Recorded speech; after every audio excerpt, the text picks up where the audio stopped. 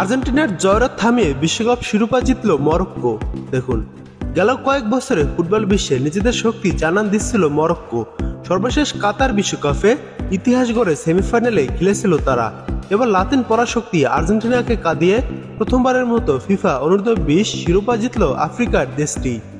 আজ সোমবার ভোরে চিলির রাজধানী সান্তিয়াগোর এস্তাদিও ন্যাশিওনাল হুলি স্টেডিয়ামে অনুষ্ঠিত ফাইনালে আর্জেন্টিনাকে 2-0 গোলে হারিয়েছে মরক্কো। মেগা ফাইনালের নায়ক ইয়াসির জাবেরি, যার জোড়া গোলে রেকর্ড 6 বারের চ্যাম্পিয়ন আর্জেন্টিনাকে শিরোপার স্বপ্ন ভেঙে চুরমার করে দেয়। 2007 সালের পর এবারই অনূর্ধ্ব-20 ফুটবল বিশ্বকাপের ফাইনালে উঠেছিল লিওনেল মেসির উত্তরসূরিরা।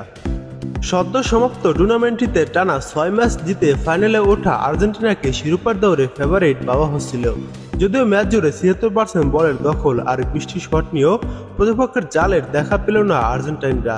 উল্টো যতবারই বল পায়ে এসেছে প্রায় ততবারই আর্জেন্টাইনদের চাপ ফেলেছে মরক্কোনরা।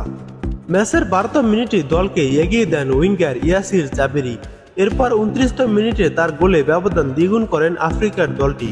প্রথমার্ধে 2-0 গোলে পিছিয়ে পড়া আর্জেন্টিনা দ্বিতীয়ার্ধে মরিয়া হয়ে ওঠে ম্যাচে ফেরার চেষ্টা করে। বল দখলে এগিয়ে থাকা এবং বেশ কয়েকটি আক্রমণ করা সত্ত্বেও মরক্কোর জমাট রক্ষণ ভাঙতে পারেনি আর্জেন্টাইনরা।